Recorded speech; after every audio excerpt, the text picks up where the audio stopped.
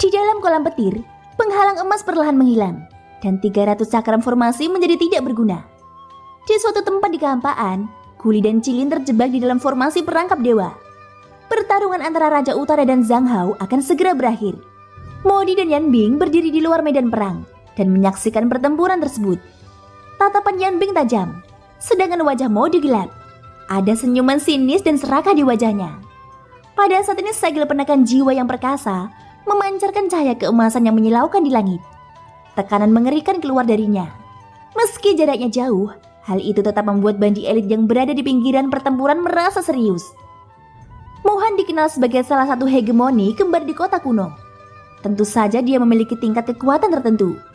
Jika budidayanya sebagai bandi bintang 9 sudah cukup untuk menjadikannya salah satu dari 2 individu paling kuat di kota kuno, maka penguasaan formasi dan keterampilan hanyalah yang memberinya gelar ini. Segel penekan jiwa adalah keterampilan jiwa pertengahan manusia. Meskipun itu bukan keterampilan ganda yang sebenarnya, tidak diragukan lagi itu jauh lebih kuat daripada reinkarnasi Buddha marah milik Xiaoyan. Segel penekan jiwa sama seperti semua keterampilan jiwa lainnya. Itu menggunakan kekuatan spiritual sebagai dasar dari keterampilan jiwa. Ia menggunakan kekuatan spiritual yang kuat untuk membentuk jejak jiwa yang memiliki kerusakan yang menakutkan. Ketika segel penekan jiwa dilepaskan, itu akan langsung menyerang jiwa seseorang dan melukai asal-usulnya. Jika ringan, asal-usulnya akan rusak dan kekuatannya akan terpengaruh. Jika serius, jiwa mereka akan hancur dan mereka akan mati. Dibandingkan dengan Doki, jejak jiwa lebih langsung dan mendominasi. Namun dari segi kekuatan, jejak jiwa sedikit lebih rendah daripada Doki. Sebagai penguasa sejati benua ini, kendali masyarakat terhadap Doki jauh melampaui kekuatan spiritual mereka. Lagi pula tidak semua orang seperti alkemis dan master formasi yang terlahir dengan kekuatan spiritual menakutkan yang jauh melebihi orang biasa. Tentu saja hanya sedikit orang yang berpikir untuk melatih kekuatan spiritual mereka. Meskipun mereka lebih rendah, Guli dan Cilin yang terjebak dalam formasi perangkap dewa, dan Zhongli yang terluka parah dalam kehampaan, menatap Xiaoyan dengan ekspresi serius di wajah mereka. Segel penakluk jiwa raksasa itu seperti dewa raksasa yang menyerang Xiaoyan. Aura yang sombong merobek kehampaan. Tak seorang pun di ruang ini percaya bahwa mereka akan mampu menahan serangan Muhan. Meskipun segel penekan jiwa ini adalah keterampilan jiwa kelas manusia, itu juga merupakan salah satu keterampilan Dao yang membuat Muhan terkenal. Itu telah membalikan pencapaian Muhan di masa lalu yang tak terhitung jumlahnya. Hampir setiap saat, segel penekan jiwa akan sangat berguna bagi Muhan dalam pertempuran. Itu bahkan telah menyelamatkan nyawa Muhan beberapa kali. Muhan saat ini memiliki kekuatan bandi elit bintang 9. Dia bisa dikatakan ahli sejati. Ketika dia menggunakan segel penekan jiwa lagi, bagaimana mungkin bandi elit biasa bisa menahan kekuatannya? Di luar arena, bandi elit menatap segel penekan jiwa dengan tatapan serius. Banyak dari mereka yang diam-diam menghitung di dalam hati. Jika mereka menghadapi segel penekan jiwa Muhan, seberapa percaya diri mereka bahkan jika mereka berada pada kondisi puncaknya. Karena itu tidak perlu menyebutkan Xiaoyan yang saat ini sedang menghadapi segel penekan jiwa. Sayang sekali, Yan Xiao ini adalah orang jenius jika dia tidak terlalu sombong. Dia tidak akan berakhir dalam keadaan seperti itu.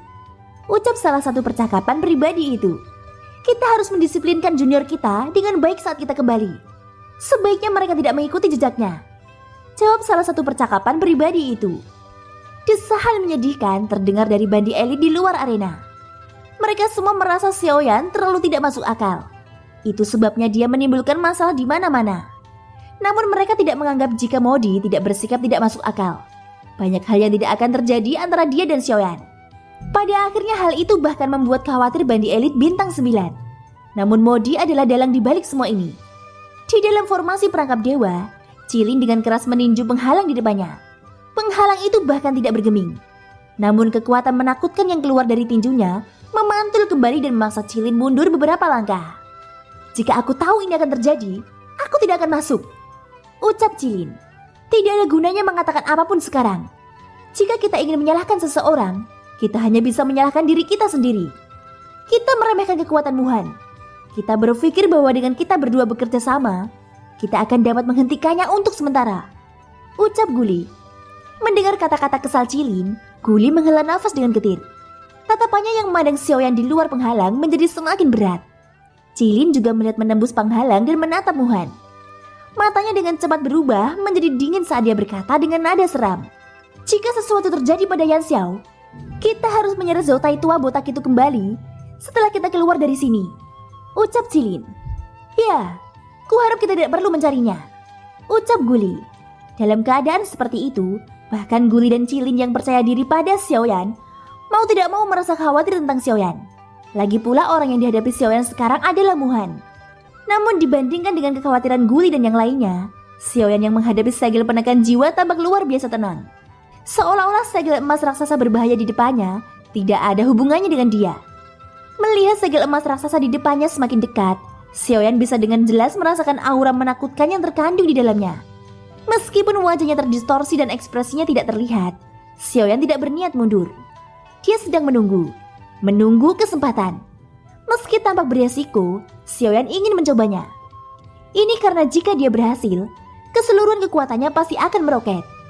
Hei, nak, kamu cukup berani. Bahkan saat ini kamu masih ingin menggunakannya untuk meningkatkan kekuatanmu. Apakah kamu benar-benar berpikir bahwa Muhan adalah bandi elit biasa? Ucap Guyao. Guyao menebak pikiran Xiaoyan dan segera mengingatkan Xiaoyan dengan setengah bercanda. Setelah mendengar pengingat Guyao, meskipun hati Xiaoyan bergetar, dia tetap ingin mencobanya. Dia yakin jika dia berhasil kali ini, bahkan jika dia menghadapi bandi elit bintang 9 di masa depan, dia tidak akan tidak berdaya. Aku masih ingin mencobanya. Selama aku berhasil, ucap Xiaoyan. Guyao langsung menyela sebelum Xiaoyan menyelesaikan kalimatnya. Selama kamu berhasil, kamu akan memiliki kemampuan untuk melindungi dirimu sendiri ketika menghadapi bandi elit bintang 9 di masa depan. Jika kamu gagal, kamu akan langsung berubah menjadi abu. Apakah kamu yakin ingin mencoba? Ucap Guyao. Suara teguran Guyao bergema di hati Xiaoyan. Namun Xiaoyan tetap diam. Setelah merenung sejenak, Xiaoyan tiba-tiba mengangkat kepalanya saat segel emas mendekatinya. Cahaya gelap yang aneh tiba-tiba muncul di matanya yang hitam pekat. Kemudian saling berpikir, cahaya hitam pekat yang misterius dan aneh tiba-tiba muncul di kehampaan di sekitar tubuh Xiaoyan. Xiaoyan mengerahkan upaya untuk mengendalikannya dan dengan cepat berkumpul di sekitar tubuh Xiaoyan. Cahaya hitam pekat yang misterius dengan cepat berkumpul dan mengembun menjadi lapisan tipis kain kasa hitam di permukaan tubuh Xiaoyan. Kasa hitamnya tampak tipis, seolah-olah akan rusak oleh angin. Namun ketika dihadapkan pada angin kencang di depannya, kain kasa hitam itu bertahan menutupi tubuh Xiaoyan. Xiaoyan mencoba yang terbaik untuk merilekskan tubuhnya. Dia dengan hati-hati merasakan ketakutan mendalam yang ditimbulkan oleh tekanan itu padanya. Dikatakan bahwa potensi sejati seseorang hanya akan muncul ketika dihadapkan pada bahaya. Hari ini Xiaoyan ingin mencobanya lagi. Dengan kekuatan bandi elit, dia ingin merasakan perasaan mendekati kematian lagi. Kasa hitam di tubuh Xiaoyan dipadatkan dari kekuatan jalan besar kehampaan. Satu-satunya hal yang dia tahu adalah kasa jalan hebat seperti yang mampu menyerap auranya sepenuhnya. Selama dia mau, tidak ada yang bisa mendeteksi kekuatan Xiaoyan yang sebenarnya. Namun saat ini Xiaoyan tidak menggunakan kasa hitam untuk menyembunyikan auranya. Sebaliknya dia menggunakannya sebagai panduan untuk memadatkan kekuatan jalan hebat dalam siklus ini. Meskipun Xiaoyan ingin menggabungkan kekuatan jalan besar untuk digunakan sendiri, kesulitan dalam menggabungkan kekuatan jalan besar jelas melebihi imajinasinya. Pada akhirnya jubah kasa hitam yang menutupi permukaan tubuh Xiaoyan tidak mengalami perubahan yang jelas. Hal ini menyebabkan Xiaoyan merasa sedikit tertekan di dalam hatinya. Segel penekan jiwa sudah ada di kepalanya. Dia harus menghadapinya secara langsung. Tangan di balik lengan bajunya dengan hati-hati mengendalikan roda api yang indah itu. Doki di tubuhnya dituangkan dengan liar ke dalam roda. Xiaoyan tidak punya niat menyerang. Sebaliknya dia menuangkan seluruh energi spiritualnya ke dalam jubah kasa hitam di permukaan tubuhnya. Konsumsi doki dan energi spiritual yang cepat menyebabkan aura Xiaoyan dengan cepat menjadi lemah. Namun meskipun demikian, Xiaoyan tidak memiliki niat untuk berhenti. Matanya menatap tajam pada segel penekan jiwa di depannya. Pada saat berikutnya, saat segel penekan jiwa hendak mendarat, Xiaoyan akhirnya bergerak. Tubuhnya tiba-tiba bergetar. Sebuah pemikiran terlintas di benak Xiaoyan. Jubah kasa hitam di permukaan tubuhnya segera mengeluarkan cahaya hitam gelap yang menyelimuti seluruh tubuh Xiaoyan. Cahaya gelap yang aneh menggabungkan tubuh dan aura Xiaoyan ke dalam kehampaan gelap yang tak berujung.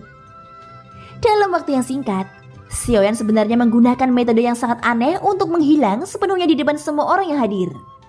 Melihat pemandangan yang begitu aneh, para bandi elit yang hadir termasuk Zhongli, Guli dan yang lainnya, semuanya mengungkapkan ekspresi tidak percaya dan terkejut ketika mereka melihat kehampaan di mana Xiaoyan sebelumnya berada. Yan Xiao ini, apa yang sebenarnya terjadi? Jangan bilang kalau itu teknik ketangkasannya yang aneh. Tidak mungkin. Kelincahan yang ditunjukkan Yan Xiao sebelumnya sesuai dengan pesona dunia. Saat dia menggunakannya, angin dan awan akan bergerak. Saat dia menghilang barusan, tubuhnya jelas ditutupi oleh sekelompok cahaya hitam. Ini seharusnya bukan teknik ketangkasan. Sebaliknya itu seharusnya menjadi teknik rahasia aneh yang bisa menyembunyikan aura seseorang. Mendengar analisis lelaki tua ini, 10 bandilit yang berkumpul di luar medan pertempuran mengangguk setuju. Namun pada saat berikutnya, semua orang hanya berpikir bahwa Xiaoyan hanya menggunakan teknik rahasia untuk menyembunyikan auranya. Namun saat berikutnya adegan berikut ini membuat mereka semua terkejut. Segel penekan jiwa itu seperti anak panah yang menembus awan. Tidak menimbulkan riak apapun. Ini, apa yang sebenarnya terjadi? Saat mereka melihat pemandangan ini, ekspresi wajah semua orang langsung membeku. Ekspresi terkejut mereka tidak mampu menyembunyikan keterkejutan yang mendalam di hati mereka. Segel penekan jiwa itu sebenarnya langsung menyapu ruang kosong. Lalu bagaimana dengan Yan Xiao? Pada saat ini hati semua orang dipenuhi rasa tidak percaya. Satu-satunya pertanyaan di hati mereka adalah, bagaimana Xiaoyan berhasil menembus segel penekan jiwa di depannya? Bagaimana ini mungkin? Bagaimana Yan Xiao bisa menghindari segel penekan jiwaku? Ucap terkejut Muhan. Hati Muhan juga diliputi keterkejutan. Dia tidak bisa mengerti bagaimana Xiaoyan, seorang bandi elit bintang 3, mampu menghindari segel penekan jiwa pada jarak sedekat itu. Bahkan bandi bintang 8 pun tidak akan bisa mengelak. Ini tidak masuk akal. Selain itu Muhan tidak hanya tidak dapat merasakan lokasi sebenarnya Xiaoyan dengan akal sehatnya, tetapi bahkan aura Xiaoyan telah sepenuhnya menghilang dari kolam petir kehampaan ini. Seolah-olah Xiaoyan belum pernah ke sini. Merasakan hal ini, mata Muhan tiba-tiba menyipit. Dia menjadi lebih serius tentang Xiaoyan. Kekuatan Xiaoyan sebenarnya jauh melebihi ekspektasinya. Bajingan kecil, keluarlah jika kamu memiliki kemampuan. Mengapa kamu harus bersembunyi? Aku juga ingin tahu teknik rahasia apa yang kamu gunakan untuk menghindari segel penekan jiwaku. Teriakan kejamuhan bergema di langit. Namun tidak ada yang merespon bahkan setelah sekian lama. Hal ini menyebabkan kemarahan muncul di hati Muhan. Dengan lambaian lengan bajunya, dia memandang Zhongli dan berteriak dengan dingin. Yan Xiao, karena kamu tidak berani menunjukkan dirimu, aku akan membunuh Zhongli terlebih dahulu. Ini juga akan membuat orang lain tahu bahwa kamu Yan Xiao hanyalah orang pengecut yang tidak tahu bagaimana membalas kebaikan. Teriak Muhan. Saat suaranya memudar, sosok Muhan bergerak. Dia hendak menyerang Zhongli secara eksplosif. Saat sosok Muhan bergerak, suara hembusan angin yang menusuk terdengar di belakangnya. Suara itu mengalir ke arah punggungnya. Bajingan kecil, kamu memang sudah mengambil tindakan, ucap Muhan. Sudut mulut Muhan menyeringai ketika dia merasakan angin tajam datang dari belakangnya. Tubuhnya yang hendak maju tiba-tiba berhenti. Tubuh Muhan bergetar dan cahaya keemasan muncul di belakangnya. Formasi melingkar dengan diameter hampir 2 meter telah muncul di belakangnya. Formasi Vajra, teriak Muhan. Dengan teriakan keras, cahaya keemasan di atas formasi tiba-tiba bersinar terang. Segera setelah itu benda itu bertabrakan dengan keras di punggung Muhan. Di saat yang sama Xiaoyan juga terpaksa menampakkan dirinya di belakang Muhan, lalu dia menyerang Muhan. Cara pemerasan yang dilakukan Muhan memang jadul dan ketinggalan zaman. Namun harus dikatakan bahwa itu adalah metode yang paling efektif saat ini. Terlebih lagi Xiaoyan bukanlah seseorang yang tidak tahu bagaimana membalas kebaikan. Oleh karena itu dia tidak punya pilihan selain mengungkapkan dirinya. Ketika mereka melihat Xiaoyan mengungkapkan dirinya, bandi elit yang menyaksikan pertempuran dari luar tidak bisa menahan diri untuk tidak mengacungkan jempol pada Xiaoyan. Di benua saat ini, jarang melihat seseorang seperti Xiaoyan yang menghargai persahabatan dan tahu cara membalas kebaikan. Namun di sisi lain, mereka juga agak takut dengan formasi Vajra milik Muhan. Itu karena formasi Vajra ini juga merupakan salah satu keterampilan sempurna Muhan yang terkenal. Berdasarkan penilaian percaya diri Muhan, kecuali ahli dengan level yang sama atau lebih tinggi darinya, tidak ada yang bisa menembus formasi Vajra. Meskipun kata-kata ini tidak dapat dihindari berlebihan, setidaknya sampai sekarang tidak ada seorang pun di bawah tingkat bandi elit bintang 9 yang mampu menembus formasi Vajra Muhan. Dari sini terlihat betapa kuatnya formasi Fajra. Segel Dewa Kuno, teriak Xiaoyan. Segel seni segel Dewa Kuno juga sama. Ketika kelima segel digabungkan, segel Dewa Kuno dilepaskan. Kekuatannya menutupi langit. Segel tangan emas yang besar terbentuk di telapak tangan Xiaoyan. Menghadapi formasi Muhan, Xiaoyan sama sekali tidak takut. Dia sudah menduga hal ini. Tentu saja dia tidak akan ragu untuk mengambil tindakan. Pada saat yang sama, Xiaoyan menelan pil pemulihan Ki tingkat kaisar. Setelah menelan pil tersebut, Xiaoyan segera merasakan banjir Daoqi meletus di dalam tubuhnya. Daoqi yang hilang juga terisi kembali dengan cepat. Kulit pucatnya juga menjadi sedikit lebih baik. Kekuatan segel Dewa Kuno di telapak tangannya bahkan lebih kuat dari sebelumnya. Pada saat ini Xiaoyan dan Muhan mengeluarkan raungan yang menggemparkan. Telapak tangan Xiaoyan mendarat dengan keras. Sedangkan tubuh Muhan juga dengan cepat ditutupi oleh formasi Fajra. Formasi Fajra yang mengkilap itu seperti ular tipis dan panjang yang melingkari tubuh Muhan. Kekuatan pelindungnya menyulitkan apapun untuk mendekati Muhan. Bum bum bum. Segel Dewa Kuno Xiaoyan yang dipenuhi aura mengesankan menghantam tubuh Muhan dengan keras. Lebih tepatnya itu tidak menyentuh Muhan. Sebaliknya ia dicegat oleh formasi Fajra pada jarak 2 inci dari tubuh Muhan. Thank you guys sudah mendengarkan ceritaku di episode kali ini. Ikutin terus kelanjutan episode-episode berikutnya ya. Semoga hari kalian menyenangkan. Sampai jumpa dan bye-bye.